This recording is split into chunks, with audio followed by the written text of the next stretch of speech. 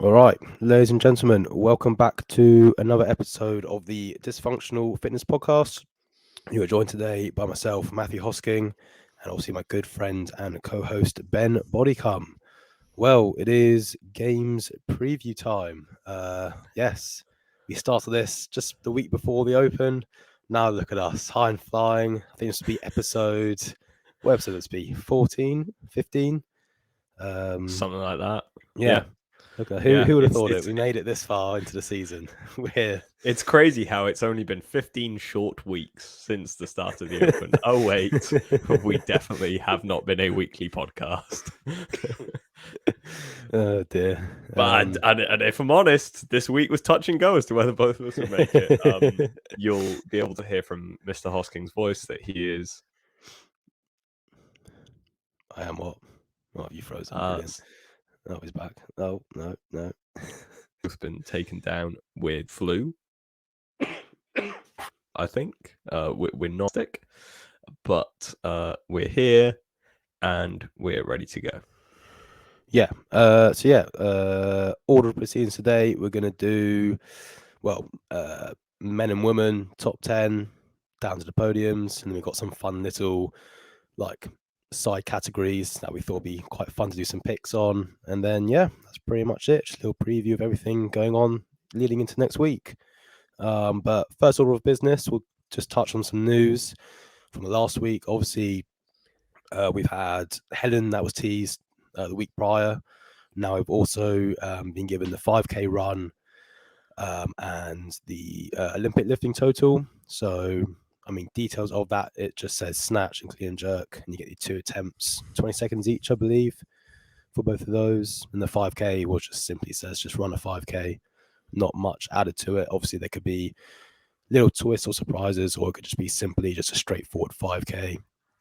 And yeah, that's pretty much. Oh, and the gymnastic skills, obviously, but they didn't really give anything. They just said gymnastic skills. All the information they gave us in that announcement. Yeah, you will be doing some gymnastic skills. Oh, okay, cool. Yeah, brilliant. So we don't know. That could mean multiple mini tests of different skills. Pull-ups, dips, holds, whatever, or it could be just a pure gymnastics type workout. Who knows? We'll find out when that happens. Give me the softball throw back. Give it back to me. I want to see it. Max Elsett into softball throw. Throw it back to, was that 2012? Whatever year that was. Yeah, 12, 11, something like that. 2011, 2012, yeah. Put that into my veins. I'm telling you, I think we're going to see some silly stuff. I would not put past them to see something like that this year. Maybe not with a softball, but something along those lines. Yeah, I think J.R. Howell, in his sort of preview show of what we're going to see at the games this year, seems to think we're going to see some sort of throwing. He's very focused on Glassman's original fitness in 100 words, and that references throwing. Mind you, it also references cartwheels, so I think take everything within that with a pinch of salt. But yeah, I wouldn't be surprised to see something a little bit out of left field.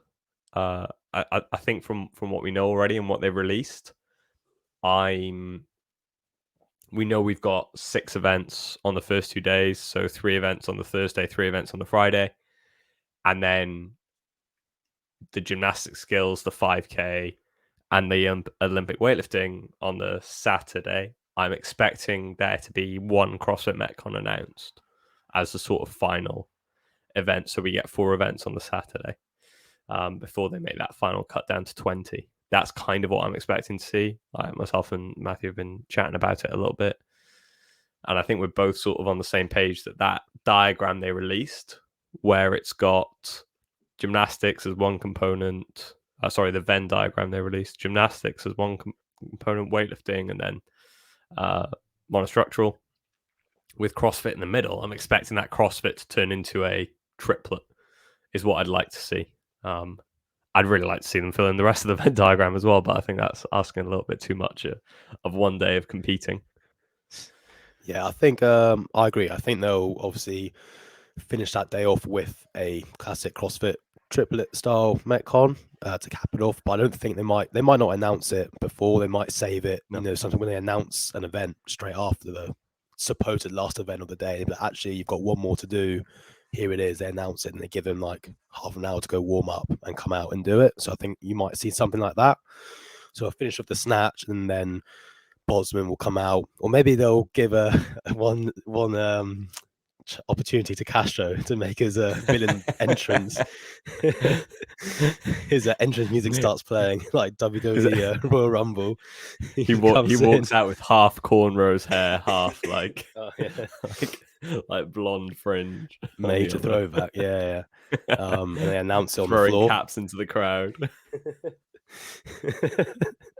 chucking out those Under Armour, what's it, $100 gift card vouchers, the glory days. Oh yeah. But yeah, I think something like that maybe. So they haven't announced when the gymnastic skills test is, but it's probably going to be wedged in between the 5K and the lift. Would be like the most logical thing on that same day. But obviously, one notable thing that we found is that that's all supposed to be happening on the Saturday. So as you said, the run is supposedly the first event on the Saturday, which is event 7 apparently. Which means, yeah, as you said, 6 events over the course of the first 2 days.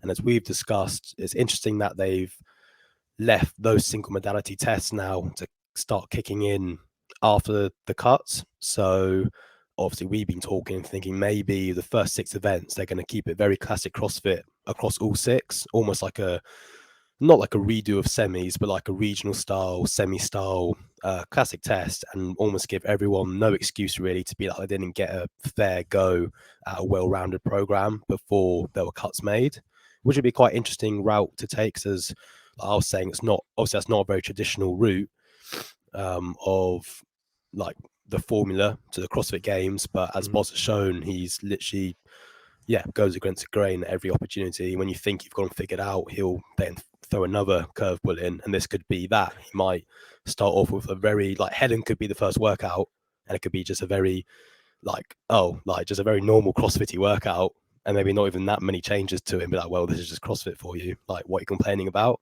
So I don't know. Be interesting to see how it plays out. Yeah. I'm like, despite the fact that I feel that CrossFit does a worse and worse job every year of getting us all hyped up for the games. As I'm trawling through YouTube looking for content that everyone else is putting out apart from CrossFit, or watching something on the CrossFit podcast channel with its 4.6k subscribers. I'm getting more and more excited for what's going to come, and I really hope that it doesn't disappoint, and we're sort of, all the negative things we've been talking about this season, we can sort of move on from and just go and celebrate the games. And that like first 6 tests being a really strong and fair representation and give people the opportunity to allow themselves to showcase their skills would be something that would like sort of put the cherry on the top and be like, okay, cool. Like let's forget about everything else. Let's focus on this and go from here. Yeah, it's funny you say that, like being desperate for content. It's bad when you get excited just seeing a truck on Bill Henniger's Instagram, like with a tarp on it leaving. You can't see what the kit is, but like, oh, there must be something special under there. It's like 1 week out or something. Yeah. Little do we know it's Sunday morning is just the Arnold events from last year. They've got the Wheel of Pain they're bringing out. I mean, I wouldn't be against it. At least it'd be something that'd be a bit interesting. I do not think that I think there may be like 2 of the games athletes who'll be able to move the Wheel of Pain. I'd love to see the tug of war, just elimination style, one-on-one. You can make it like a 50-point event. Don't have to make it a full event, but you never know. Just see who's the. I know. Well, even though they did that at the Rogue Invitational with teams, didn't they? They did, yeah. First year. Yeah. And that Froning was salty because I think their team got absolutely destroyed in the final or something. But yeah. Name a more iconic duo, Froning and Salt. Inserts 2017 team picture. The happiest man on earth. Inserts for a picture of Froning storming out of semi-finals. 2023. Telling everyone that could listen and he got kicked out. Yeah, exactly. Oh dear. Oh dear. Right. Right. Top 10? Yeah. Top 10. Let's go. This is the good stuff. When I say the good stuff, Females? yeah, females first. I don't. We've had different. I don't know if we have fully different approaches to this, but I've been a bit down, so I went for a more memey approach. And I mean, it's all good and fun, like being serious, but sometimes we have a bit of fun. So, I mean, the top 10 lists I think are pretty fair, but when we get into the next categories, that's when it will get good, I think. But yeah, ladies top 10. Here we go at the CrossFit Games. Yeah, do you want to give any people who just missed out a little shout out first before we get into the top 10? Like your I didn't bother going down below to 11. Oh, fair. I didn't either, but I chucked in some like, random names just to make up. Like I yeah, thought about it. The people who just missed out for me are probably Karen Freyover, Alex Gazan, Christine Kohlenbrander, and Matilda Garns. The four that I was like, do you sneak into the top 10 this year? And then like an outside chance of Katrin David's daughter, who I sent you a text earlier. She was on the HWPO. Yeah, Did like a little, yeah, huge, looking like twice the size of Fraser. Well, it's not hard. He's a small man, but like looking back at like that, they showed pictures of her when she'd won the games, and she just was never that big. And obviously, we're in a different era now. I think we know that Bergeron had his ideals about how fit athletes were and what that meant in terms of like body composition and stuff, but she just looked like shoulders, like, yeah. Anyway, like if that's able to translate to performance, like, credit to her. That's going to be really awesome to see. But yeah, those are my like sort of 4 or 5 that missed out. How about you? Yeah.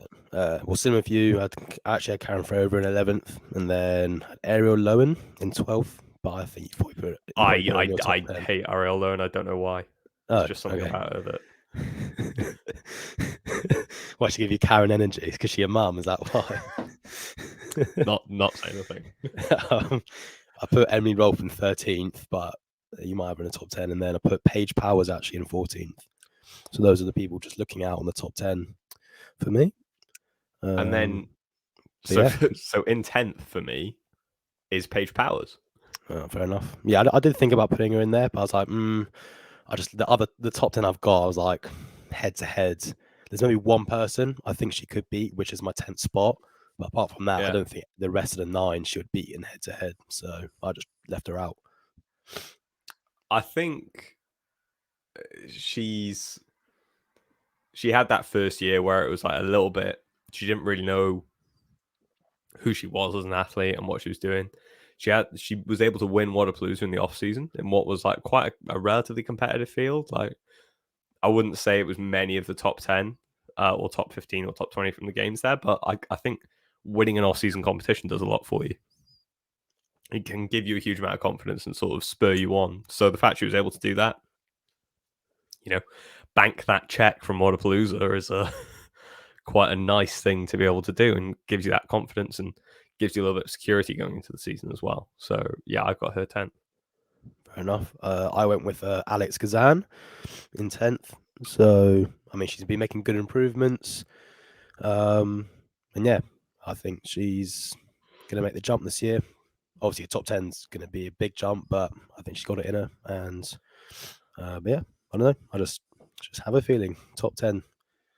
But yeah, it's hard to say. Like for the girls, it's so stacked. I mean, you can say it for the guys as well, but they could all jump around. But yeah, just think she'll sneak in there this year. Right, number 9. I'll start then. I put Ellie Turner. So what's funny about that? Oh, you'll find that's out later. That's so much disrespect. You'll find out later.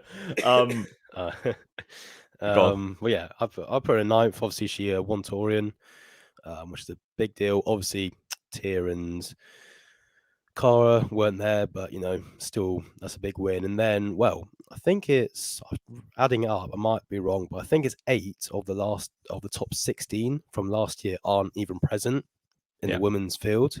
and I think Ellie finished around 16th or 17th. So literally just taking 8 extra spots, bumping up is around 8th or 9th. So yeah, and if she's improved, which I think she has, yeah, I don't see why she can't be in the top 10. But the ladies ahead of her are going to be really hard to beat, so I don't think she's going to crack higher than that. But yeah, so 9th place for her. Do you happen to know where she came in a cross semi-final leaderboard? Well, I have it, but I can't remember where she came. 27th. That's right. That's semis. That's not the same thing. Behind, she actually finished behind both Emily DeRoy and Jamie Simmons in the cross semis leaderboard. I do remember that because I saw Jamie Simmons was quite high above both of them, and I was like, "Oh, that's quite interesting." And then Jamie I think Simmons Emily finished in DeRoy was 20th. just she was just in front of her, wasn't she? As in, like Emily DeRoy was just in front of Ellie Turner. Yeah, I did notice that, but I was like, I don't know. The games is different. Yeah. So. Oh yeah. And I think she's. It depends what flavor of games we get, because I think you can often have themes within the games, and if she gets like a really heavy squatting games, she'll do really, really well. But anyway, in 9th, I've gone for Emma McQuaid. I think she's didn't have a great semi-finals, but I don't think that was a byproduct of lack of preparation or anything like that. I think she's alluded to the fact there was a lot going on, and there was a lot of she's spoken about like a lot of pressure being on her. By no means do I want to add to that pressure, but I think she's got the gymnastic skills to be able to deliver, and she's fit enough that I think, like with the longer tests that we're seeing as well, I'm kind of expecting it to do quite well. So I'm expecting those things to sort of carry over into live competition, and particularly with it sort of starting out as 6 very CrossFit style events is kind of the expectation, like the doorway fitness stuff. I think she'll do really, really well in the first set of tests. Yeah. Oh well, I'll put it there now. I didn't even put it in my top 10. So RIP. So yeah, obviously, what you said there, basing off assuming the first 6 are going to be very classic CrossFit-y. That's obviously a big assumption. Obviously, we had the bike tees actually as well, and who knows what that's going to be paired with. I'll be very surprised if it's a pure bike race, but you never know. So, and I don't know when that's going to turn up either. But yeah, fair enough. 8th. Do you want to start on 8 then? I've gone for Emma Tall. I think she always does really well at these events. She had a really good showing at semi-finals. Her and David both look really, really prepared coming in, and Emma Tall always tends to do quite well.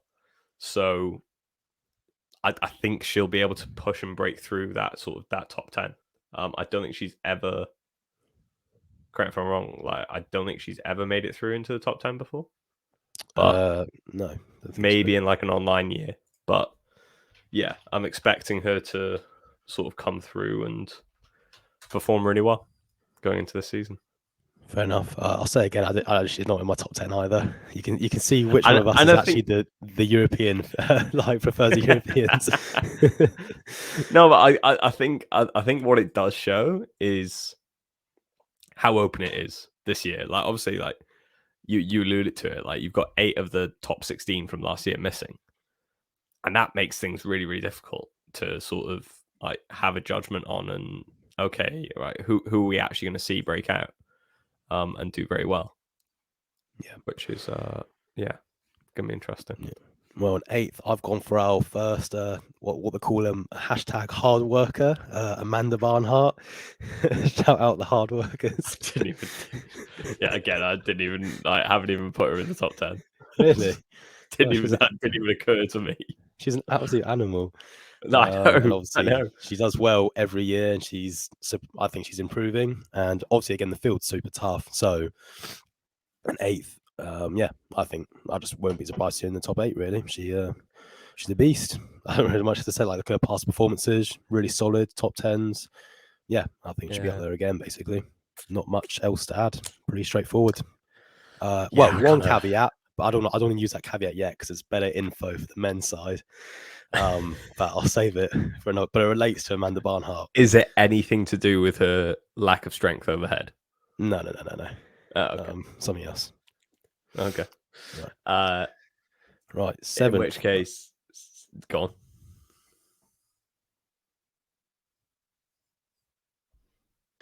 First European, well, on my side, let's go with the Europeans. I went with Gabby Magawa. I did. Oh. I mean, you've said you've I gone for think the meme. Like I'm going to read you mine out that's after. not even the meme pick. That's the sad thing. That's a serious pick. I mean that's not anything outrageous. Where was she last year? Like 7th as well, or 6th? I think she was. Oh, I'll find out now. I'll get last year's leaderboard up. But yeah, she was up there. But again, just when you see that, like, I think obviously we do a lot of European coverage. You've got to remember.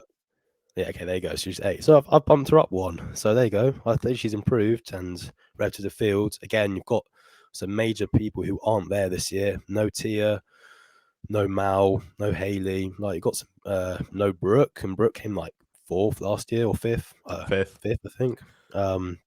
So, like, yeah, I think she's going to be up there in the top 10. Obviously, she's really well semis this year. But again, the games are just a different animal. And again, we're a European-based podcast, and I think we forget how good some of the American girls are. So this is the one time a year where we've got to actually rank them accurately against some absolute animals. But yeah, I mean, that's still not a bad finish, is it?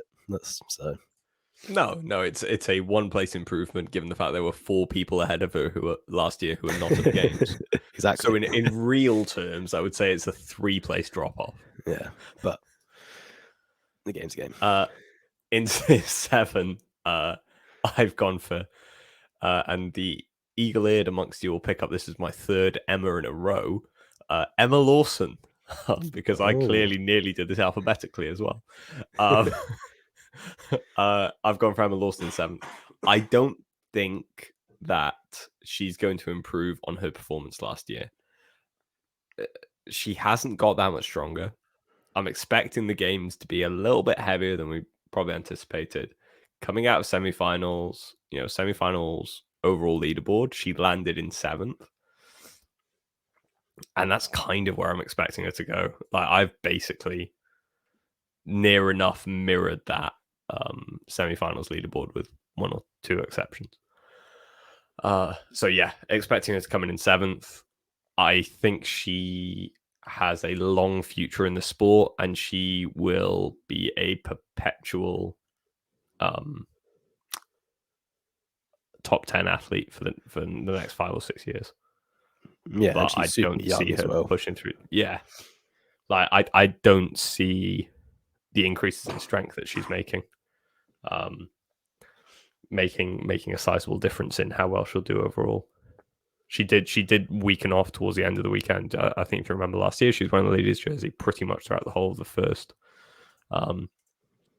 couple of days. She had a 3rd in bike to work, a 9th in shuttle to overhead A, and a 4th in shuttle to overhead B, which is really impressive and kind of counteracts my statement about her strength. But she took a 33rd in the sandbag ladder, though. So, yeah, exactly. Right, that supports you. Don't worry. Cool. Got your back. Cheers. Thanks, man. Yeah, and but the other thing is that I just don't know whether it was the number of events at the games that like was the issue. Like, was she not fueling correctly over the course of a weekend? Like, you don't know those kinds of things either. Yeah, I mean, but yeah, and those, if you look at actually the event, it did go the sandbag ladder, the alpaca, and then the back 9. And those are 3 heavy events in a row. Yeah. So that obviously. Well, yeah, that's how Horvath was able to climb from like 20th to 3rd. Yeah. Pretty crazy. With a 3rd, first. Yeah. Right. Was that your 7th pick? That was my 7th pick. All right. Who have you got in 6th? To round out the Emma Fortet, or whatever we're going to call it, I've got Emma Carey in 6th. And I opened this up when we started this podcast, and I was like, what on earth am I doing? I've just literally put all 4 Emmas in a row.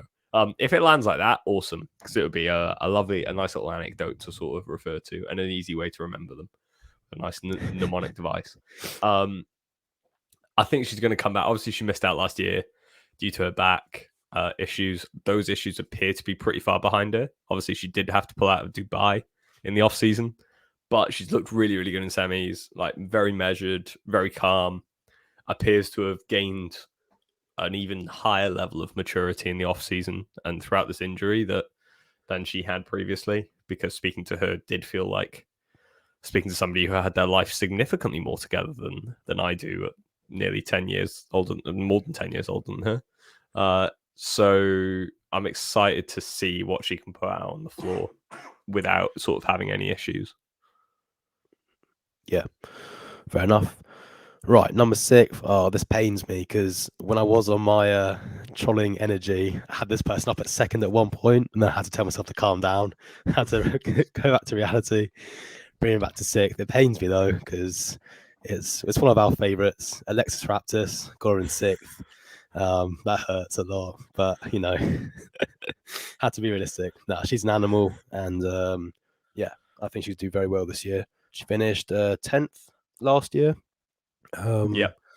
And then honestly, going into the season off last season, I thought you never know, she might be a dark horse to get on the podium this year. I think I actually said that in our first episode that we did. We did like a little like far prediction into the future of like who might be a dark horse at the games. I think I picked her to come around the top 3, but I don't know. Semis, I was a bit disappointed with how she performed. I don't know if I know she's been a bit injured, so that has played a role.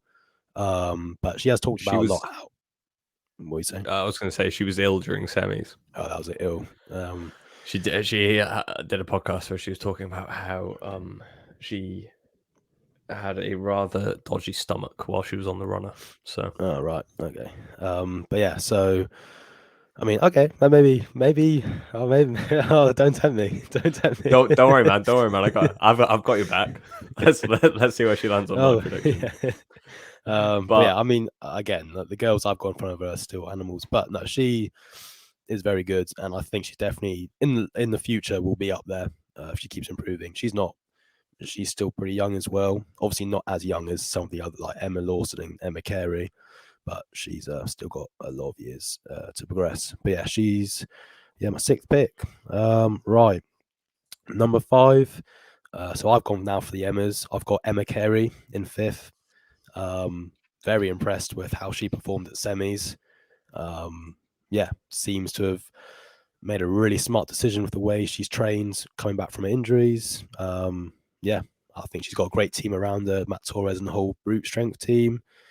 And like literally taking down Daniel Brandon head to head in that final event at semis was quite cool. Like I say, if you line them up next to each other on the street and you ask people to pick who just won the fitness competition out of the two of these head to head, I don't think anyone's gonna be picking Emma Carey. So I just quite like that about when it's like someone really unassuming as well. It's just quite cool. So yeah, again, she's an animal. Obviously, the games is generally heavy, so we'll see how her strength holds up. But she's not weak, so she proved at semi she's strong enough to win. So yeah, we'll see. Obviously, the games there's a few more maybe strength bias tests, so that might knock her down a bit. But that's why I put her in 5th, because I think if it was more, just general Metcon, she could even bump up to a 4th to a 3rd, depending on what comes out. But yeah, so 5th for her. Who have you got in 5th? I have got Danielle Brandon. Ooh.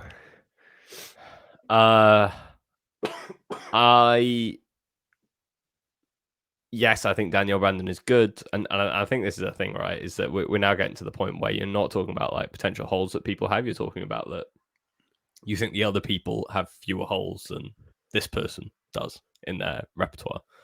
I think Danielle Brandon is very good, just not as good as the 4 I've got ahead of her, in simple terms. And she's also quite miserable majority of the time. Like, she's just got that. I don't think this is going to get back to her. So, yeah. For the avoidance of doubt, I'm not one of those guys telling women. Oh, just smile more. That wasn't the vibe I was going for there for the avoidance. Don't worry, Ben. I don't think anyone's going to call you out on that. Don't worry. You don't have to vent yourself. From our 10 Mate, listeners, I think you'll be all right. Hey, we've got more than 10. 11. In fourth, I've got Alexis Raptis. Let's go. After you, like so nearly after you said it, I was like, do I swap her and one of the podium people around? But I genuinely, I then scrolled back and looked at her performance at the games last year. She had 3 top 10 finishes, a 4th, a 1st, and a 6th. 6th in the alpaca, 1st in Echo Press, and 4th in Bike to Work. Obviously, we know there's a bike event. We know there's going to be some sort of handstand push-up event at some point that she's probably going to win. So, and I think she's got those skills sort of locked up. My expectation is to sort of see all those sort of mid-teen placings that she had climb up into the top 10 for this season is kind of what I'm expecting to see. And I think if she can turn those around, you know, stick on an extra 50 points. So she's hitting that sort of 4th, 5th position. And that's kind of what I'm expecting to see. Nice. Yeah, I had what were we on 4th? Yeah, I had Emma Lawson. So I think she's going to take it out the Emmas this year. I mean, similar to what you were saying, like last year, obviously she had a really good start, and then the strength held her back quite a bit. But I think opposite to you, I think her strength might not hold her back as much this year, and just another year, of experience. I don't see why she kind of a really good run this year, and also with so many top names missing, like again, 8 of the last 16 not there. I don't think she's going to fall backwards that much. So, yeah, 4th place for her. But I think the 3 above her are going to be, I think fairly, there's a bit of a gap, I think, between the top 3 and maybe the 4th and 5th, maybe. But yeah, in 3rd, I went for Daniel Brandon. So, well, again, she was 4th last year, did pretty well, I suppose. I mean, she's a bit of a, obviously people know her, so she's not people don't know her, but like last year was actually like the year she actually, I feel like, matched her status in the sport, I suppose, with a finish. Yeah, she gets a lot of hype. I feel like she hadn't really backed it up that much, but I mean that's just the way the CrossFit ecosystem works. Like, there's a lot of hype around different athletes. That's not really based on performance, which is fine. That's just more about their brand and all that jazz. But yeah, so last year she did really well. Like pretty close to finishing on the podium. Like take out Laura's last day charge. Daniel could have easily been up there. So yeah, I don't see why she can't be up there this year, basically. Yeah, who do you have on 3rd place for you? 3rd place, Gabby McGower. Fair. Honestly, I already know your top 3. I already know. Yeah, I know. Yeah, I know. It's kind of obvious, isn't it? Yeah, I've gone for an all European top 3 on the women's side. Definitely not on the men's side. It was a very like we'll come to the men's side, but European boys, please be better. The Gabby in 3rd.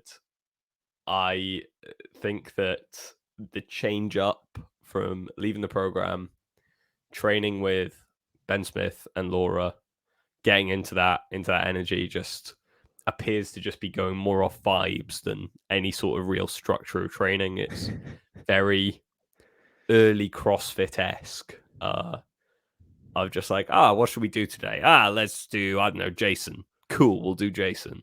And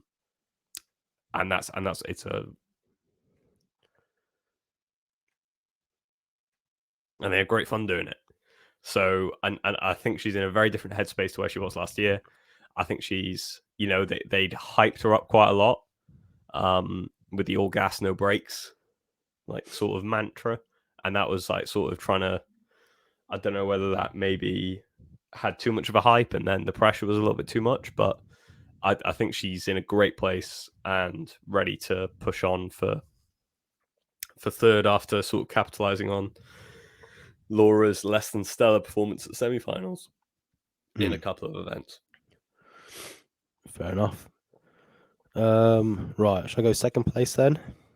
Go on. Well, second place, I've gone for Laura Horvath. Oh. Well, Oh, he's done it. He's done it. I mean, similar for what you said about the Ben Smith stuff, the vibes. I think her training is so different now, and I'm honestly low key think it's going to backfire. I think Annie this year has been trained like an absolute menace, and I think she can take the win. I think Laura's been a bit too chill. I'm expecting one event to go tits up to see the classic Laura Horvath tears, and Ben Smith just to be standing in the background like, I don't know what to do. And then that'll be caught behind the scenes.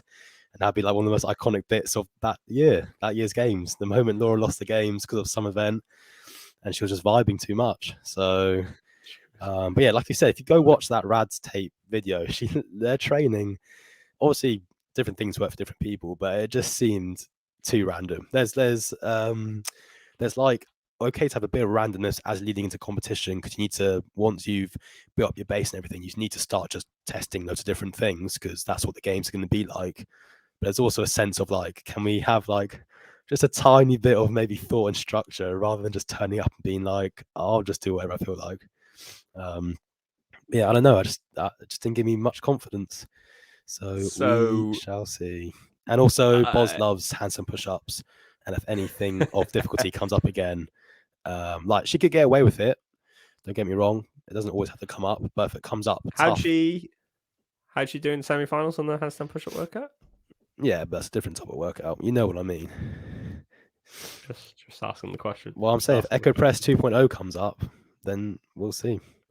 We'll see what happens. Yeah, if there's anything with a deficit, yeah, that's what I mean. Yeah, and I think we're past. If we see just normal, yeah. If you see like kipping hands and push-ups, but she might get away with it. Like there's a lot of rumors that Boz is going to put in push-ups or something, so she might get away with this year with like the pressing stuff, which will help her a lot, and that will set her up well to win overall. But I don't know. We might have another 2018 on our hands where they do more pulling than. I'm not gonna make an analogy to that because it wouldn't be appropriate, but just an awful lot of pulling. In pretty much every event. Nah, not worth it. Not worth it. The Matthew Hosking out in a club. No, I'm kidding. It's it's definitely gonna be more pulling than that. But yeah, go on then. What's your? I've gone for Annie second, Laura first. I think the vibes works for her. I think there is probably a little bit more thought behind things than she probably lets on. And they have a general idea of what they're doing. Like Ben Smith isn't as good as he was for as long as he was without having some kind of idea of, okay, like, yeah, we know what we're doing on these days. We have a structure. We know how to think and we know how to program. Is Ben Smith a little bit old and past it and doesn't really know what he's talking about and isn't up to date with, better ideas of structure? That's a debate for a different time. But I think they are moving in the right direction. I don't think Annie's got enough in the locker to get to that first place again. I'd love to see it. Genuinely, it would be so impressive. But I don't think she's necessarily got it there. I don't know. And also, I just feel like the pressure side of things. A lot of people will be talking about Laura, even when Tia dropped out, and then when Mal dropped out, I was like, well, it just has to be Laura. Like, there's no other way. Yeah. Surely not. Like, just no way she can't win. And that are you getting? Mind, and it's the same thing that happened to Velna 2021. Yeah.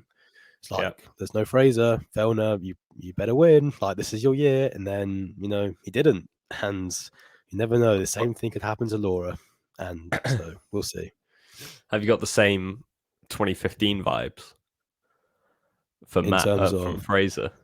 I mean, I wasn't really watching CrossFit in that sense. So I didn't know what the vibes were. Like, So obviously, looking back on history, obviously people made out Fraser was the next king, so he had a lot of pressure to come and do it, and then he shit the bed. So yeah, we'll see. Yeah. Don't know. Just could be history repeating itself. It's happened a few times, so yeah, don't know. We shall see. I think that But this is her I year to get it, because I think if she doesn't get it this year, and Tia comes back next year, and if Mal does come back next year as well, wowee, it's going to be it's going to be tough to get a chance to win. Okay, what? Cheers, that Ben.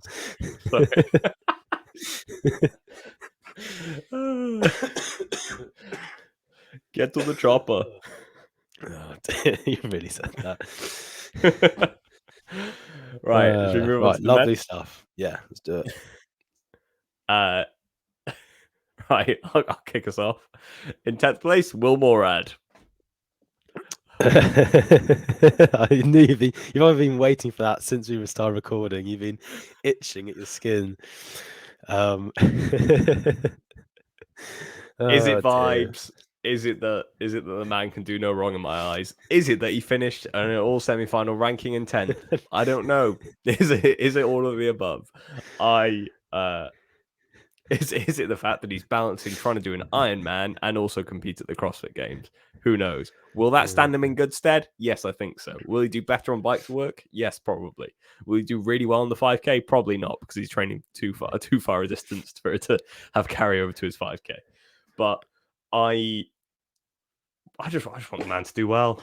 I don't want his like top performance at the games ever to be when he should have pulled out because he'd torn his hamstring.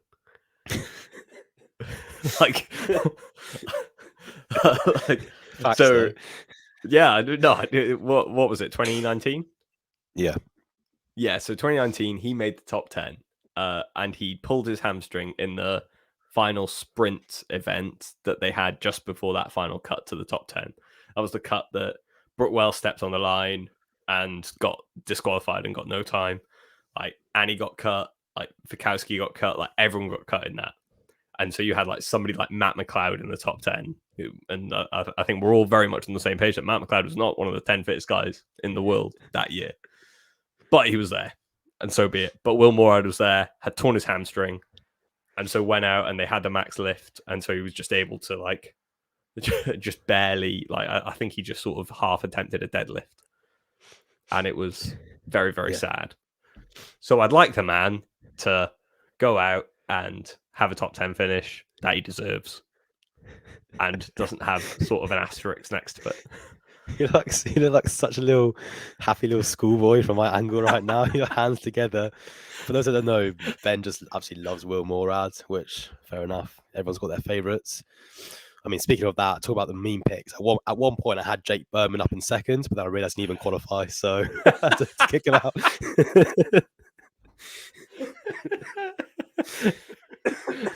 I just love the idea of any time you're writing a top 10, and obviously you can tell what we spend our lives doing. Jake Berman just automatically goes in somewhere. Oh dear. That guy, if he doesn't ever qualify, will go down as the best athlete never to qualify for the CrossFit Games. 100%. Ooh. Oh dear. Right, post games, we need to do an episode on that because I've got a couple. Yeah. But yeah, well, saying that, I had Will Morad in 12th, so he just missed out on my top 10 list. But there you go. Nil nod to him. I knew you like that. I actually put him above one of my other favourites, Jay Crouch. Put Jay Crouch in 13th. I think he's going to have a big year this year. I think he'll finally actually step up and show what he can do in Australia.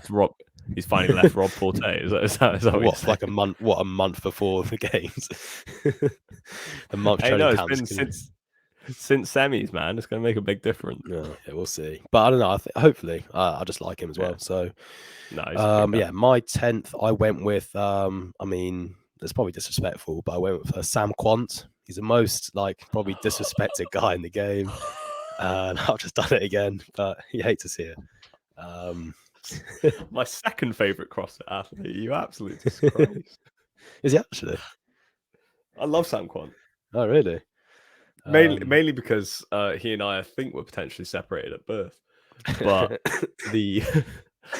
The hairline, I do see it now. I do see Oh wow, uncalled for. I was more going for the blonde hair and the unassuming rig. Yeah, no, but yeah, I think he's. I think since moving to HWPO, like I'll talk about him later. How much later? Will it be in 6 people time yeah, or I 7 could. people time? We'll find out. Yeah, I mean, he does get. I mean, any like show you listen to, a lot of them do overlook him a bit. And as I said, Yeah, it's more his personality. He's just a quiet guy, just goes about his business. He's not like flashy or anything. He's not doesn't have a massive social media presence or anything. nope. So that's pretty much why he gets overlooked, even though his results would say different. Obviously, he has a second place from the 2020 games, which obviously, depending how you look on it, maybe a bit of an asterisk, maybe not. And then, but obviously had a really good year last year, fourth place. Obviously, there's a bit of a gap between him and the podium, but fourth place is still really good at the games, obviously.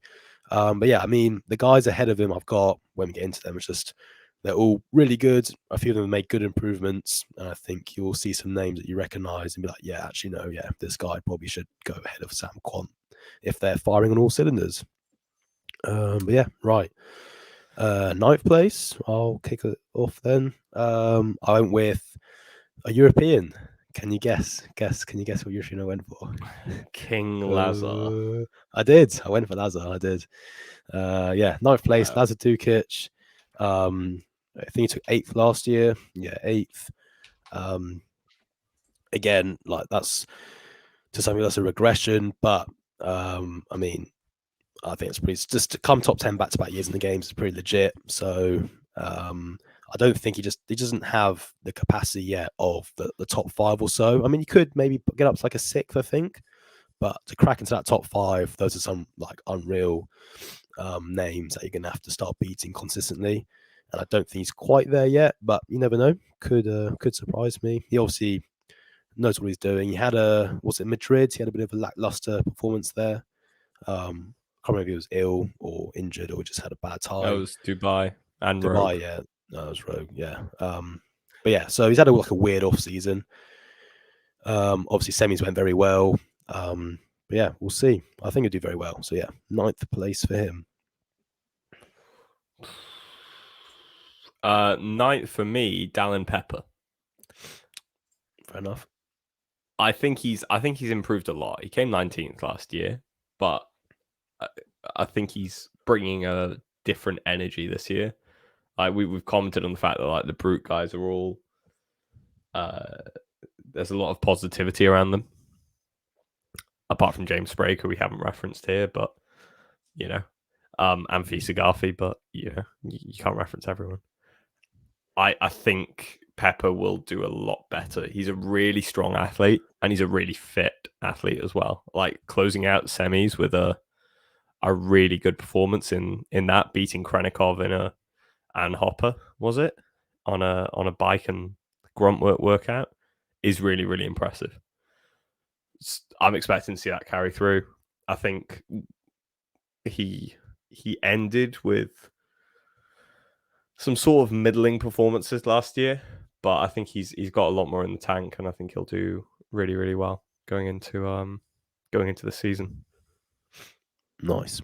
All right, you want to kick off your 8th pick then? In 8th, I've gone for Lazar Dukic. Okay, I'll say they're mine because I went for Dallin Pepper, so we basically just had a flip. Fair enough. Yeah, I think Dukic should do better than Pepper. I think Dukic has got a stronger endurance base, and that will carry him through pretty well. Fair And enough. also if we're starting with that sort of like Lazar used to just be like so elite at high volume row muscle ups. So I'm expecting if something like that comes up, he'll do really, really well, and hopefully without a go rock on his back. Yeah, I'm just basing off Dallin, I think, stronger. So I don't know, just a bit more strength biased, but we'll see. Who knows? But yeah, I mean, they're pretty interchangeable. Yeah, 8th or 9th between those two. Fair enough. Right. 7th. I went for my next European. What do you can guess who that is? King Beaks. Of course. But yeah, BKG. Wow. 7th place. Obviously, another top 10 for obviously the European GOAT. But yeah, I don't know what else to say. He's just Mr. Consistent, just always turns up at the games. Like, what else can you say? He's just BKG. He doesn't do anything spectacular. Hardly ever gets a wins. He hardly ever falls out of top 20s. So he just plays the game perfectly. He's like basically like what people bang on about Medeiros, but it's just a bit lower. But that's pretty much what he does. Just really consistent across every event. And then out at the end of the weekend, he just pops out a top 10 just all the time. So yeah, I don't really want to say to that. He had four places outside the top 20 last year in shuttle to overhead A and B, and then the skill speed medley. So he had an absolutely horrendous first 2 days. There you go. But then was able to pull out with a second on Elizabeth Elevated, and then also got 21st on the sandbag as well. Not too good for his Icelandic brethren, but still finishing ninth. So he had all those poor finishes. I know. So it's just crazy. He just somehow finds it. Doesn't matter how what goes wrong, he just finds his way to work into a top 10. So once again, obviously semis did not go well. I think you probably admit that as well. But he got me hyped up in his post-game interviews. Like he's not the best you've seen of him yet. He's still getting better. So let's go. Seventh place. Did you see the Pat Vellner interview? Which one? Where he's I think he was on Savant. Savant had Lazar on earlier that day. Oh, I sent it to you. Yeah. Oh yeah. On my day, I can beat anyone. Vellner's just like, I don't know. I could probably beat Lazar on any day. No. Like it was Thursday.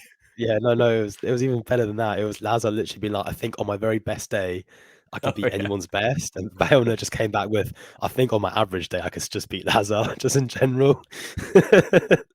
Just absolutely savaged him. It's good stuff. It's really good stuff. Vellner actually just absolute G.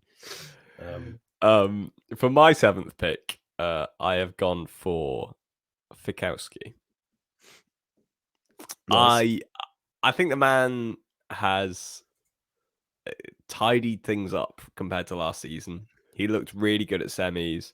He's looked really good in the off season. I think the last couple of events did him a little bit like his sort of head was gone. You know, like the middle chunk of events last year, he had like some really strong finishes and then just sort of completely capitulated in the last couple. And the first ones, in all honesty, had a really poor start and a really poor finish and had like a decent middle. I think he's got his head right and he knows, and he's got his training right as well. And he's doing the right things to put himself in a top position this year. But I still think his strength is still a bit of an issue. Fair enough. Right, sixth place. Well, I'll just say mine because you've already covered him. Brent Fikowski. I think Brent's taken sixth this year. I mean, same reasons that you've just literally outlaid. Nothing else really to add. He's, he'll make a good bounce back from last year's disappointment. I think he'll have a good show. Don't think he's gonna, quite crack that top three. They would all love to see him do, but a sixth is still pretty good. But it's a bit tough, I think, watching him because he's one of the ones that does openly talk about. I think he really does believe he can win, which obviously you've got to if you want to win. Yeah. But at the same time, you do watch. It's like, are you really going to win though? Like, I don't know. It's just hard to watch. Like, are you really going to win? Like, I understand you've got some capabilities, but some other areas just aren't that good relative to the field, and it just holds you back. So, I don't know. I think because you always expect him to do like pretty well on a longer event, and the longer event last year was the bike event, and he came 33rd in that. Yeah, and the year before when they had the long, was it year before? Yeah, 20. They had the long run event, the 3 mile run, the Tozer Bar run, or whatever it was. And again, he did awful on that. I think he had a bit of an injury, but again, something you think he would smash, he did not. So right, who have you gone for sixth then? Big Sam Kwan, unassuming, does what he needs to do. He'll rock up in sixth. I think. I genuinely, I wouldn't be surprised to see him sneak onto the podium. I think we're going to have significantly less separation this year than we did last year. I'm expecting us to have a really close race across both the male and the female side. So I wouldn't be surprised. We had that 100-point gap from fourth to first last year. And I don't think we'll have that this year. I think we're going to have everybody a lot more bunched up around that sort of 900 to 1,000 points, which was 5th through to 3rd of this year, of last year, I should say. Whereas you had like Justin and Krennikov sitting on like 1,100, like really far away. I don't think that will happen this year. And I think it's going to be a lot closer. But yeah, Quant, he's massively improving on his technique and everything else, working with HWPO. Steering a little bit away from comp train. He's looking a little bit thicker. He's looking a little bit bigger. I'm excited to see what he's able to bring. Lovely stuff. Well, based on those names, I think we've got the exact same top 5 people. It just depends where we put them, basically. Do you want to kick off your 5th pick then? This would be very interesting. Mr. Krennikov. Have you actually? I'll put him there as well. Yeah. Let's go. Snap. The first one we've got identical. This is very different to semi-finals. But it's very interesting. We both picked him for 5th as well. I feel like because I probably one of us you would have expected to put him up there like top 2 basically, but I think we've both. I don't know. It'd be interesting to hear what your reasons are. But yeah, based off for me semis, and then I don't know. Just feel like the other 4 who we've obviously got above him, just they've made a bit better improvement. I don't know. There's something about them this year. But yeah, I think obviously Roman's a beast and he's going to do well. But I don't know. I just feel like this year he might not be able to back up his 2nd from last year. But we shall see. What sort of spelled it out to me was the fact that he hadn't massively improved on his ring muscle ups at semi-finals or in whichever open workout it was. I think he did do a little bit better in that open workout, but that was like he had so much more time than everyone else, so he hadn't improved on the ring muscle up part of it. So that's kind of what is like. Are you getting better, or are you just sort of able to keep going through what you're doing? Like, is there enough structure in what you're doing to actually improve and get better? But I do think the mental side of not having had as much stress over the past couple of years, I think makes it a little bit different. Obviously, he went into the games with, 0 expectations last year. He went in with, okay, let's just see what I can do. Whereas now he's got everything sorted, everything's settled. He has very little. I mean, I don't want to speak for him, but his family's in the US. He's training in Cookeville. He has his whole life in Cookeville. Everything's sorted. Maybe he needs a bit of adversity to sort of like go out and just perform really, really well. I don't know. But yeah, landing him in 5th, I just can't see him beating the guys above him. Yeah, I mean, obviously, ring muscle ups is, for those who like follow it, it's like his worst type of movement ish, like in a workout, basically, like is where he gets his worst finishes, basically. So, I mean, they might not come up this year. Obviously, it's unlikely it's the games. They probably will come up in some capacity, but you never know. Obviously, last year he was really impressive. To be fair, he did have tied the most event wins, and people forget he was so close to winning the games. If he didn't mess up literally one event, he could have won the whole thing, like quite easily actually. Yeah. And one of those workouts was the up and over, which had 36 ring muscle ups, which was done in 3 sets of 12, with some interference on the box jumps and the log jumps and the peg jumps and the GHDs. So if you exclude that event, he walked away with a win. So, but yeah, I think 5th place this year. Yeah, well, I honestly think we've probably got the same in 4th now. I put it pains me because I would love to see him up on the podium, but I put Jason Hopper in 4th. Like his one downfall was just gymnastics. He's just a big boy, almost similar to Roman. Like for me, 4th, 5th, 6th, Jason, Roman, and Brent, all big boys. And for Hopper, he's just still very new. Obviously, it's a 3rd year now, but just his gymnastics in general just isn't up to scratch with the other guys. I feel like, and just holds him back a touch. Have you ever seen him do a GHD? I hope they fixed it because it looks like he just never looked like he's been taught how to do it properly. He sits way it looks like he sits way too far back than he needs to, because he's very long, so he doesn't need to sit that far back. Yeah. And his rep cycle speed is so slow. So hopefully they fix things like that, because it'd be frustrating if a GHD workout came up this year and he's doing the exact same thing again, because like Medeiros is literally moving 3 reps at the speed of 1 of his. But but fourth place. I would love to see him up on the podium, but I don't know. There just might be 1 or 2 things in there he still just needs to fix. But that'll still be an improvement on last year, and he's climbing. He will be on the podium in the future. Mark my words. He will be up there. Just not this year. But I would love it. I would love it. Okay, here we go. 4th place for you. Don't do it to me. Don't do it to me. Justin Medeiros. So actually. Yeah. Oh, I love that. Let's go. Ooh. That's music to my ears. Oh, the most generic catchphrase of all time. I mean, for that alone, let's put him in 4th. I don't know. He didn't like. He keeps saying that he didn't execute in semifinals, and that there were these issues, and there were no reps called and things like that. Like, that's going to happen. And if you can't win despite that, or you can't adapt, because he said, like, I do my dumbbell bench press exactly the same way as I did in semifinals tomorrow, and I think it was just the judge's fault. I'm like, that probably shows a degree of immaturity from my perspective. I'm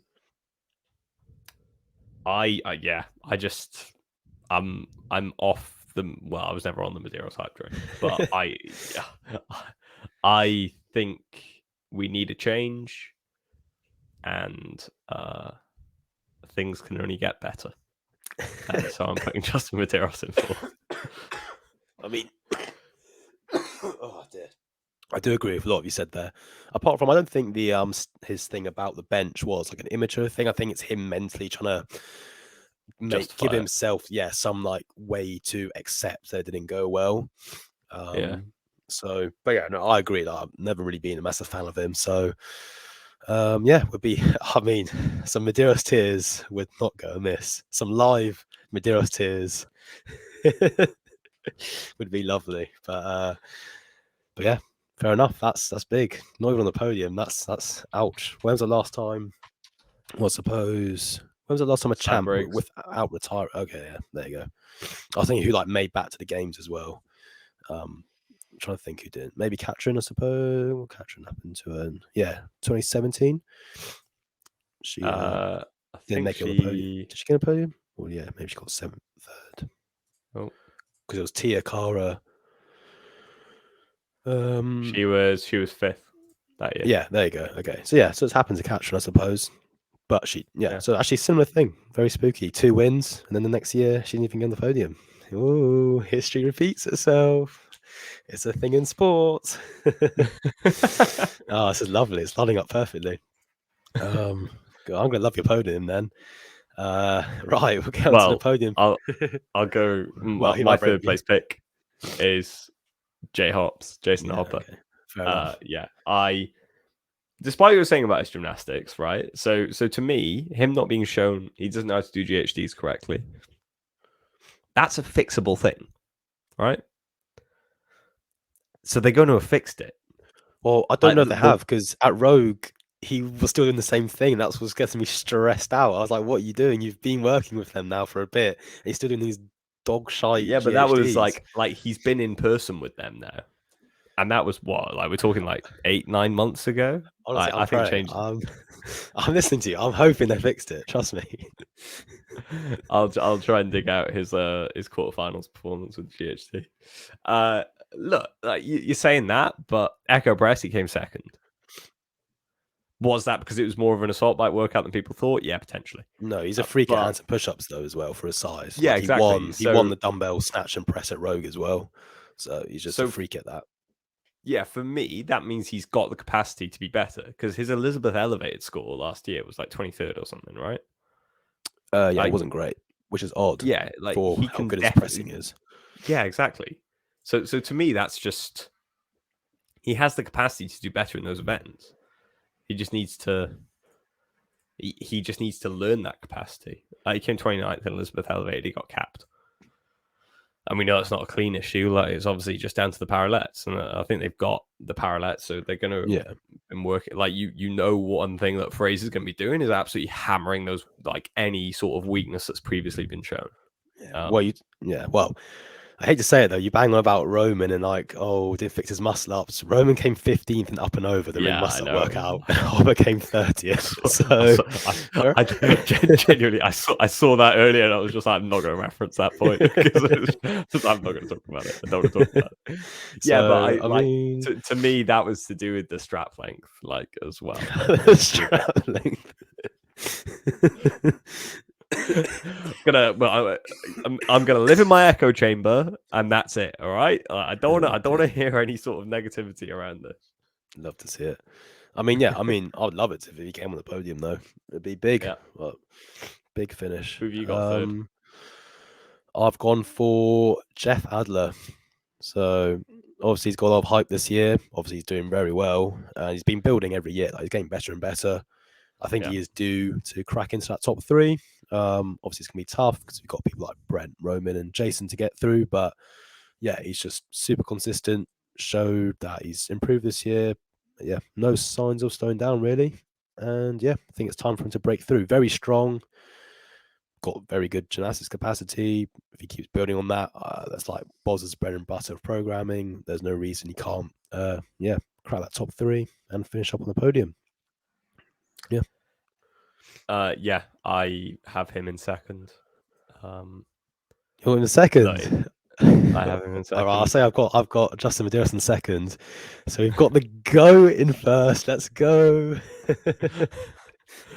Yeah, you can definitely tell that we've cooked this up while we've both been high as kites on various pain medications.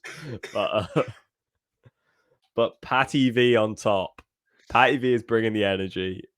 He looked incredible at the semi-finals, and I want that man to ride this. What?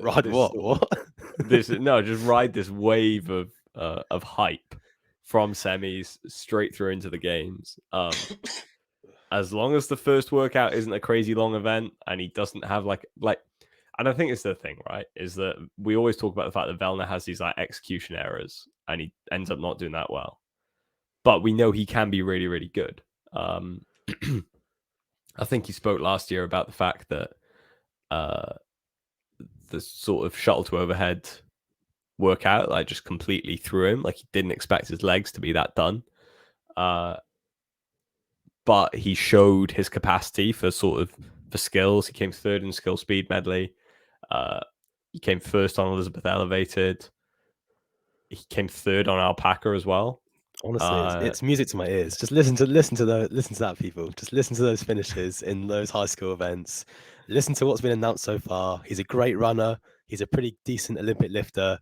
He's a beast at skills. Day 3, moving day, Saturday. He might be in 10th, but Saturday is going to be moving day. He's going to rise. People are going to lose their minds right up into the top 3, and then come on Sunday, he's going to close it. Oh yeah, it's going to. Yeah, because we now know that Medeiros can't run, don't we? Exactly. After semis, so. Oh, what a time to be alive! It's finally going to happen. I can't believe it. But yeah, and also this is the thing I was going to touch on when I mentioned the Barnhart thing. There's a lot of speculation. It's not confirmed, but a lot of speculation there might not be a swim this year. And if there's no swim this year, what more can you ask for a Patty V W? Like, if there's no swim, it's basically game over. Might as well turn up. Just give him the gold. It's done. Like, he doesn't have to start on a 50-point deficit. He's gonna actually be all right, and it's gonna be Gucci. If that doesn't happen, and that's why I said Barnhart, because she's a very good swimmer. So that's a few points lost for her if that doesn't turn up. But we're more worried about Patty Vellner's state of affairs. But yeah, if the swim doesn't come up, what else is going to trip him up? And playing the statistics game, we're not going to see shuttle to overhead again. So we're not going to see that stupid jerk workout. I say stupid. I love that workout, but for him, it was a bad workout. So we're not going to see that either. So that's another like 60 bonus points he's not going to lose. So where's it going to go wrong? I'm not seeing any downside. Oh, tell me, Ben, am I wrong? Where You're not wrong. where's the downside? Let's my genuinely my only concern with this is the weather in Madison currently. Mm. Mm. If climate change kills my boy, kills his chances. Oh god, that would be horrendous. Can you imagine? That's the last thing that takes them out. The stupid Yeah. weather. There are currently a high number of wildfires across North America. Apparently, the air quality is being impacted in Madison. So that is something to look out for. If they have a high number of outdoor events, then this is naturally going to be like a bigger issue than I think we probably think. But I think Pat's probably used to that with being on Vancouver Island and stuff. So here's hoping that. Another reason why the swim might not occur, because apparently it's too expensive to rent the pool and they don't want to go out on the lake because it's got too much backlash. So here we go. No swim. It's gonna be the most controversial win ever, but we'll take it. We gotta get one somehow. So beggars can't be choosers. A win's a win. And then he can retire happy. Oh dear. Or just keep going and just keep beating on the young guys, as you said. Honestly, it would just be perfect if he took the dub. It would. I don't know what to say. Like everyone loves him. He's the guy. So yeah, be emotional times. Big big scenes. Hopefully I make it there alive to actually see it. Yeah, it's not looking good for you, if I'm honest, man. No, it's not, is it? That'd be tragic. Right, okay, those are our top 10s, and now we've got like some other fun little, I don't know, little side categories just to, keep things interesting during the week. I mean, we did have some forfeits lined up. If you still want to follow through with those, who gets the most right, or don't know. Ben doesn't look too I think enthusiastic now. No, I'm game. We'll do some sort of forfeits. All right. That'll involve copious amounts of burpees, I'm sure, because your heart rate never exceeds 140. So right, you do burpees, I'll do ring muscle ups and double unders, and we'll call it even. I'm glad you didn't give me anything that's. I'd say burpees are a relative strength for me. Fair enough. Right. So first one I've got. I don't know what your order is, but I've got most event wins by an athlete this year. So on the men's side, obviously we've spoken about him. He's now top 10. I've gone for Roman. Last year he tied Ricky with the most. They both had 2. Then Roman had some decent other good high finishes. He was on close to getting a few more. And yeah, this year, obviously we don't know what the programming is, but there's no reason you can't pick off 1 or 2 more wins. Something high power output based. That's pretty much it. To add. Obviously, last year the swimming stuff was basically a ski erg workout, which he just chewed up, and then alpaca was just grunt force on the kettlebells, which again he just chewed up. So it'll be interesting to see if we get something like that this year. Never know, but yeah, I think if you're gonna have a 5th place, and as we said, he's got a few holes, and he hasn't maybe improved that much. I think you have a few really good finishes and maybe a few poorer finishes, basically. But yeah, and the woman, I went for Laura. So again, I think she's literally going to do what she did last year, just have a few bad events and then have like an amazing maybe finish or something. She's going to have an amazing run basically somewhere and have pick off a few wins basically. So yeah, I think Roman for the men and Laura for the women for most event wins. Who have you gone for? I've gone for Laura for the women as well. I think she'll do very well on the strength side of things. And I've gone for Patty V to get the most event wins on the male side. Because I think we're going to have a lot of I'm going all in, man. Like all my chips are in. My chips are in. Like with the number of different gymnastic skill events that I'm sort of expecting, I think he'll do really, really well in that. He's a great athlete as well. And I think, like we were talking about, we've had more information than we've normally had.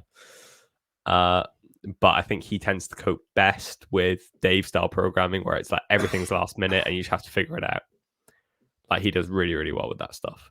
Like if you look at what was that workout at Wadapalooza with the hops, like he just like the just like is able to just be told to work out, can go out and do it, and he'll perform better than 99% of people. I'm telling you, Saturday he's going to pick up some great finishes and he's going to get the momentum. Sunday's going to come through for everyone. Oh, yeah. Love to see it. Right. Rookie of the year. This is actually quite a tough one. Spent a lot of time trying to decide between. There's quite a few names. Yeah. I don't know who you go for. I've bizarrely gone for two people from the same training camp. And from the same country. You've gone. They're both European. Yeah, okay. You've gone for Jelle Hoster. Okay, yeah, and Manon Angonis. Fair enough. I mean, I didn't want to spoil that. I was going to say because everyone's gone for Jelle Hoster, and then I've actually picked Manon Angonis as well for my lady. But for my guy, I've actually picked James Sprague. I actually did a toss up. I didn't even like Jelle Hoster's getting, I think, too much hype for Rookie of the Year. I think honestly, I think it's gonna be more between James Sprague, Luke Parker, even Jack Farlow. Everyone's sleeping on Jack Farlow. He's an animal. Yeah. I know. I think everyone forgets he's a. I just think that with the way that we think Thursday and Friday is going to look, I think like all of those guys are going to struggle to get through. Maybe, but well, I don't know. James Sprague is like pretty open style. I know he's tall, but he's still like pretty good at that type of stuff as well. So I mean, they're all big guys, right? That's the ironic thing. Like, they're all big guys. That's the funniest thing. But I know. Yeah. So I mean, I think Manon and Ganesh. I actually put Ella Wagner up there as well. I think Manon and Ganesh has probably got the best shout for the ladies' side. Fair enough. Right, this is a good one. Spirit of the Games, the award everyone actually cares about. This is what you listen to the podcast for. This is the only award that matters, anyway. Who have you got? Well, following with your trends, this person, they're going to win it all anyway. So while we're crowning him as our champ, they're also going to give him Spirit of the Games. Pat Vellner is going to be Spirit of the Games award winner. It'll be locked up before he's actually won the competition, so he'll get it regardless. It'll be a bit peak if he comes second in a heartbreaking way and they try to cheer him up by giving him Spirit of the Games. But hopefully it all works out well. He's got the dub. They're playing that emotional garbage video of like what it means to be a CrossFitter on the Jumbotron, and they're bringing out a massive trophy. What do you mean? Do you mean he falls at the last hurdle in some like he fails a shoulder to overhead or something similar? Oh, that'd be really heartbreaking. Can you imagine? could never happen, could it? He couldn't like take the lead in the last event when it mattered, have a few reps left, and bottle it. I couldn't imagine that happening. Shout out Rogue. Oh, I'm so ready to be hurt again. So ready. That's the joy of a successor. You've got to be open to defeat. Yeah, true. I actually honestly think he'll win it because he's been here for so long now, and everyone loves him. And they just keep talking about like he's got to win it. He's got to win it at some point. It's like, but I don't know. Because I think both Noah and Cole have already won it. So the logical thing for me to say would be, oh yeah, let's pick BKG. But no, somebody else is having their last season as an individual this year, and that's Chandler Smith. Yeah, I don't know if he'll be like forever. I think he might come back though, won't he? I think he's gonna do team next year, and then he might jump back ship. But who knows? I don't know. The man's had more ups and downs in his career than anyone else, as far as I can see. It'd be interesting. I was going to give it to Katrin, but then she's already got it. She got it in the COVID year though, so she might get it again. Like, who knows? Where's the list of the Spirit of the Games Awards winners? I don't know. When I just searched Katrin, then she popped up saying Katrin Spirit of the Games Awards 2020. I was like, I can't use her then. But I wonder how many people have podiumed in the same year and got that award. I don't think anyone has. Well, she did. She got third, I think. Oh, you could vote for it. In 2018, you could vote for it. Fair enough. Oh, if we do that this year, I'm definitely going to just make loads of bot accounts and just vote Vellner. They did 3 individuals. You could vote for You could vote for Marco Alvarez, Scott Panchik, Sean Sweeney, Jacqueline Jeanette, who's a Masters woman in the 50 to 54 category, and the Team Codija CrossFit. Nice. Anyway, sorry, yeah, no, that just was interesting. Fair enough. Fair enough. Chandler Smith. Well, I've got him saved for a different category when we get down to it. Oh no! I was cooking. I was cooking. Is it the unexpected first cut? Maybe. No, that'd be That's the pretty next expected, one. actually. What do you want to do that category next? Yeah. That's the next one Alright. I've got. Yeah, you ruined it for me, you little dickhead. Yeah, it was Chandler Smith. Sorry. Thanks. Ruined everyone's fun. Surprise, Chandler Smith. I think is going to miss the cut. Shock. I actually had Noah Olsen in there as well. I think it'd be quite a poetic. After all the hype this year for it, and he's not even the only person like doing his 10th appearance, and he just misses the cut.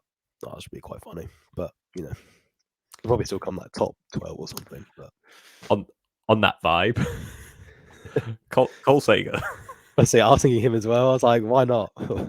They're just too focused about their like victory parades into retirement, and then they're just Cole's too busy coaching other people. He's actually too busy running the business that Bergeron's left him. Bergeron's handed over a massive loss making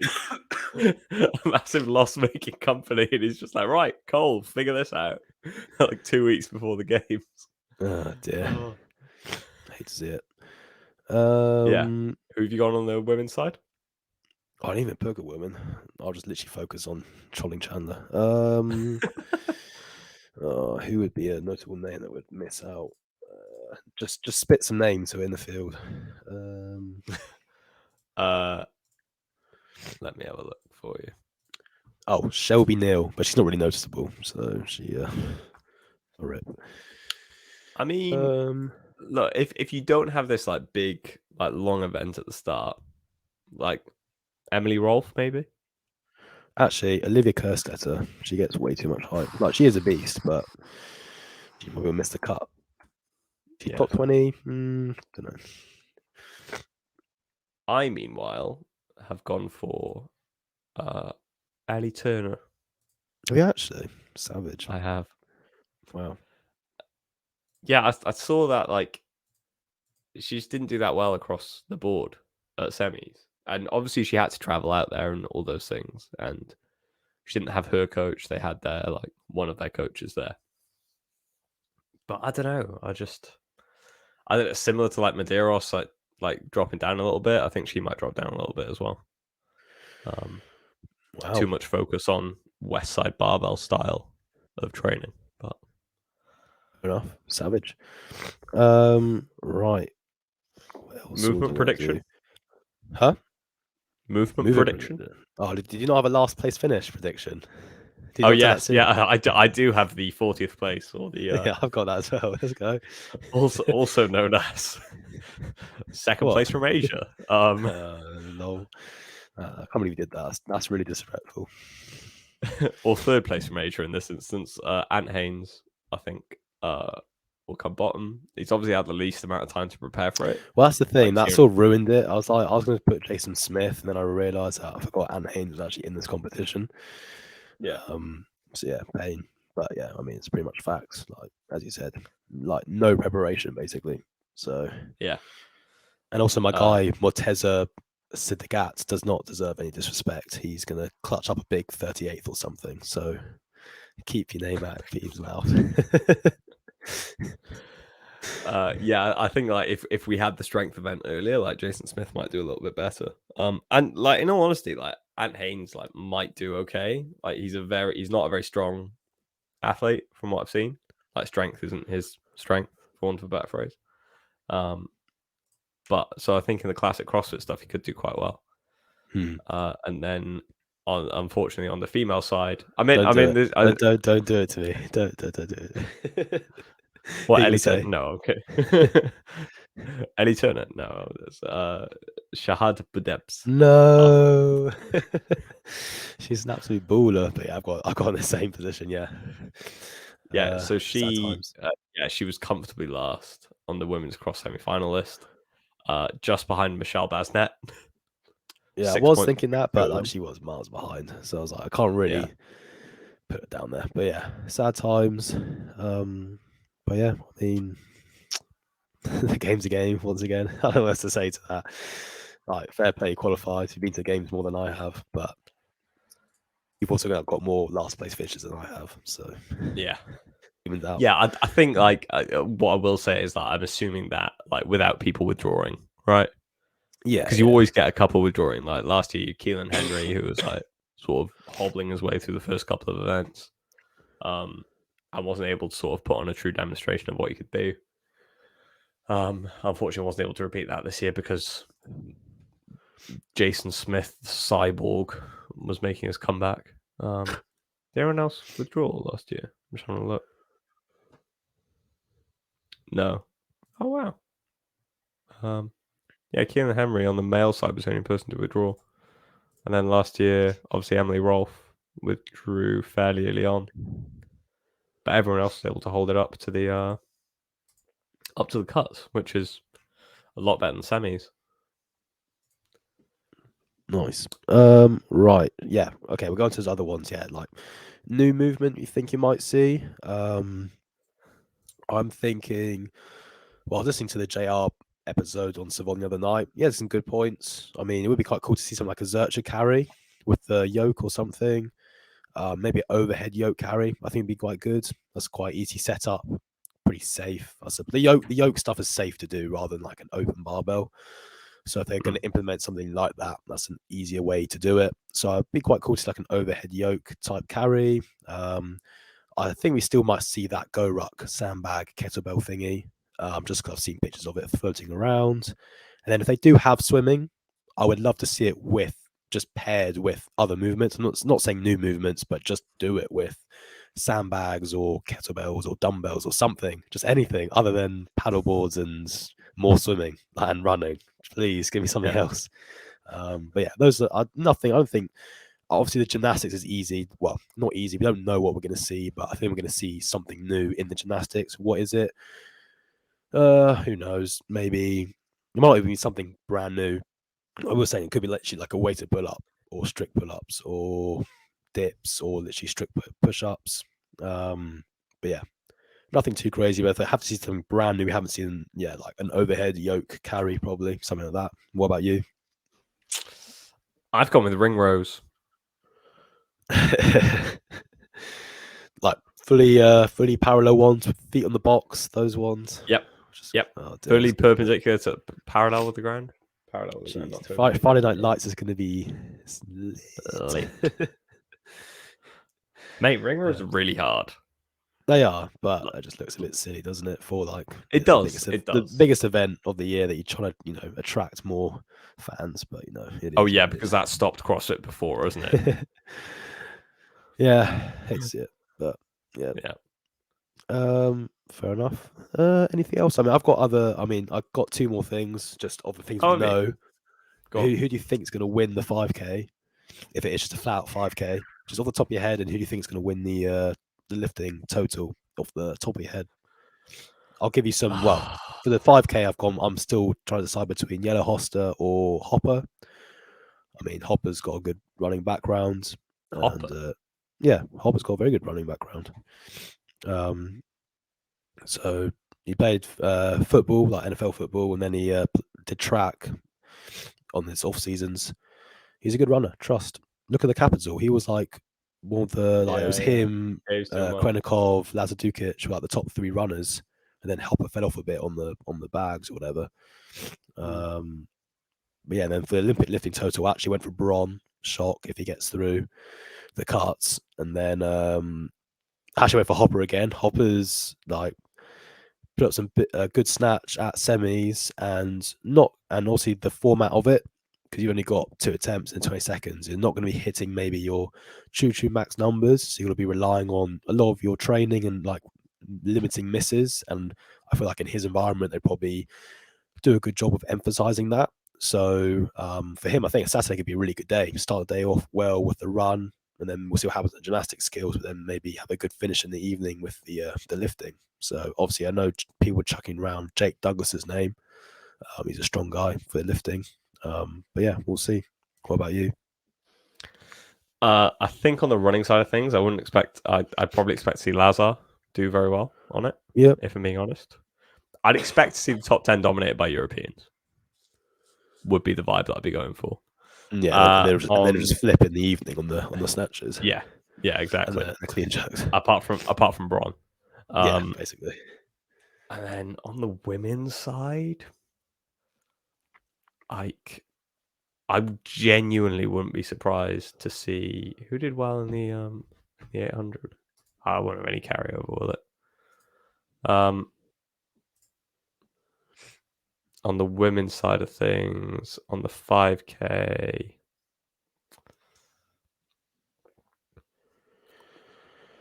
I reckon Gabby might do well on it.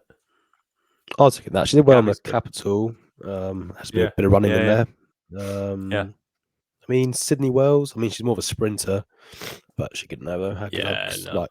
I know it doesn't have carryover, but you can still like if you run like you're a CrossFitter. Let's be honest, even elite CrossFitters aren't that well versed in all the single modalities. So if you've got a good background in a single modality, you've probably got a leg up on people. Like look at Velna, he did P-bars quite a lot in his gymnastics, but probably didn't touch them for like 10 years. And then when that came out last year, he smashed everyone. So, just, yeah. And then what about the Olympic lifting? Well, Laura obviously will be up there probably in the lifts. Annie, I mean, same old usual suspects, really. I'm not expecting like Karen Frayover. I think will do really well on the lift.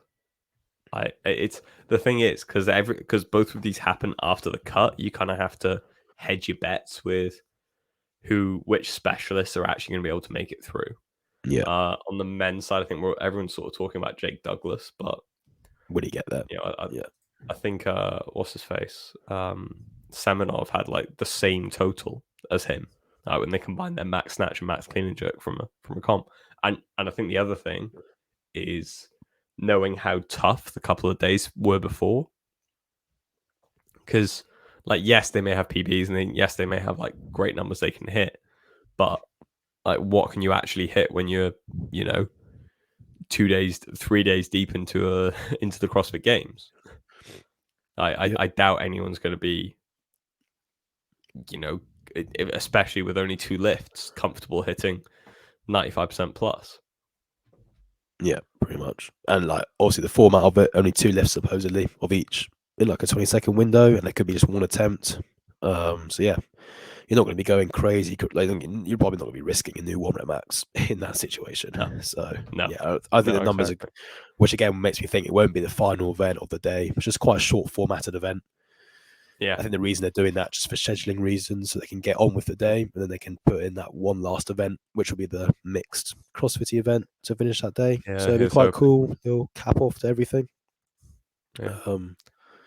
Wonder if it'd be fun if they like combined everything as like a massive troll, but like you just did a 5K, you just did whatever the gymnastics test is. Like imagine if it's I don't know, some like handstand hold or something, and then it's the lift is like now we're gonna do it all together. It's gonna be like 3 rounds for time, 400-meter run again, and it's gonna be handstand walk, and then I don't know, clean jerks at like 185 and like 135. But yeah, that's not a terrible shout. I don't think it'll be running though. I think it would be I think it'd be a rower or something. They change it up, put a machine in there. Obviously, there's a lot of speculation the biker is going to make an appearance. But like if they're going to do actual biking, it'd be maybe a bit redundant to do it again. But they do running multiple times, so we've got running already confirmed twice. Do we see a sprint as well? So they might put that in there. loves his running. Sunday morning type feel. Sunday morning sprints. Throwback to was it 2016 games? They did the sprint. They did they went. I don't know what they did first, like the handstand walk, and then it was the sled carry thing, and then it was the sprint back to back. It was like 50-point scored events or something. 3 of those. I think they started the Sunday back in 2016. So maybe they start Sunday like similar in that format. Because that year they had a long run on day one when they flew them out to Romus, the trail run. Mm-hmm. Then they had Murph, then running in there again, and then they had the sprint. So they had 3 types of running that year. So there's no reason they can't do that this year. So that'll be interesting to see if that pops up in some format. But yeah, any crazy workout you think is going to come up? Anything you'd like to see personally, just on a personal note, you want to see them do? I mean, we were talking about the other day about the fact that if they could have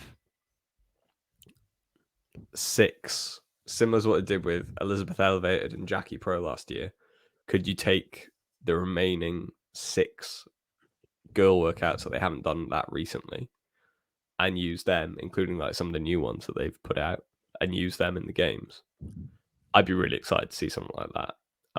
I think a lot of what they're doing is trying to make it okay. Like, here's a workout that you do in your affiliate. Here's how fast these guys are doing it, and that's kind of what I'd like to see. There's not a huge amounts of separation in those, but obviously, if they can upskill them to the point where you do get a little bit more separation, then yeah, I'd be really excited to see what they do. I mean, my ultimate one is I always want to see Fantasyland at the game. Like, just give me Fantasyland. Like, Well, get Froning and Hobart to come out and demo it before as well. Oh, stop it! Set up the whole the garage gym like on the competition floor like a set piece, and let them do it, and then let them go and race. That is one of the elite YouTube videos of all time. Just search Fantasyland. That must have like a solid couple of million of views. Yeah, it looks at it like 40,000 views. Like CrossFit's not that big, Ben. 40,000 views, 30,000 of them are me. No, 1.7 million views from 9 years ago. Yeah. Wow. Oh yeah, I forgot the teams did it 9 years ago as well. Had to work teams in there some way, didn't you? Yeah, and so now we're pivoting into the team. No, we're not. We're an hour and a half in. We're not doing the teams. It's going to be a tight race between Team Proven from East Nashville and Oslo Navy Blue. CrossFit Invictus will probably be there as well. Yep, but hopefully not. Savage. Right. Is that it? Are our predictions done? I think so. I think that's it. Exciting times. Less than a week. Well, basically a week till it all kicks off on the individual side of things. But yeah, should be good. We might find out some more info before it all kicks off, but almost hope we don't. I think now we've got enough. I just want to be surprised on the days and just enjoy the show. I don't know, unless it's going to be like really, really negative stuff they're releasing, in which case, like, put that in my veins. Like, I want to be so salty heading in. I mean, that's anything. They just release anything then. you can find enough negativity on anything they release. So I'm sure. I don't know what you're talking about. I'm a wholly positive individual. Oh, dear. But yeah, no, it should be really good. I'm like really lucky going out to watch it, so that should be good fun. Going out on the Sunday. I mean, when this comes out, I don't know, it's going to come out maybe on the Saturday. So as you listen to this, I could be up in the sky. So, but yeah, so it should really be really good fun. Don't really know what our plans are for our next episode. Probably just a recap when I come back. Might try sneak a mid-competition recap in there somehow live from, which would be quite fun, even if it's over just the Instagram page. Give that a follow, the Dysfunctional Fitness Podcast Instagram. Might be able to do a little live calling from there. One goal, get in the background of a shot of Savon's behind the scenes footage. That'd be like one aim. some way. Just get in there. Be etched into CrossFit history forever. Yeah. Offer him some merch. We should offer the Dysfunctional Fitness Podcast tattoo. Someone can get a free lifetime membership to our subscription base. And whatever that entails you to get. The edited clips from behind the scenes of these podcasts. No, those will never see the light of day. I was actually going back through Riverside the other day, and there's some horrendous stuff in there. There's some really dark stuff. I need to make a compilation of it. I'll send it to you. Please don't. Oh dear. But yeah, so that's it. Anything else you want to add, Ben? Yeah. I mean, so naturally, with the cricket starting tomorrow, I'm going to be in a wallowing in disappointment over the next 5 days as England fail to take advantage of the advantage they've built for themselves. It is so But then annoying. I Monday, wish I was biting, but it would be cool if they had like a rule in there that basically said if that whole situation happened with the weather and everything, like this test, if England win, they win the whole Ashes. If Australia win, then they win the whole Ashes, winner rather than takes just all. ending on the Yeah, draw. Yeah, like a winner takes all, even though it'd be 2-2, just because of like, let's be honest, like we were going to win that last test. It was yeah, like a 9 yeah, out of 10. Like, it was going to happen. yeah, So very frustrating for that way to finish like that. yeah. But yeah. But yeah, we'll obviously Masters coverage. Who knows how much coverage I'll actually get? We'll kick off next Monday. Always give that a watch. Go and support the Masters. Leave it on in the background while you're working, which is definitely what I'll be doing. It will just be in the background. It will not be the sole thing that I'm focusing on. So yeah, excited for it, and obviously looking forward to supporting the Brits that are competing out there as well. Sharunki on the men's side, Joshua Sharma, CrossFit Invictus, and who's the other one at CrossFit Invictus? Oh, and obviously the British team CrossFit Rotherham as well.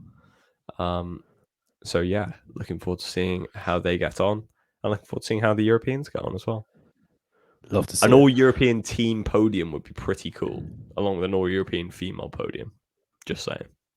Yeah, that would be pretty good.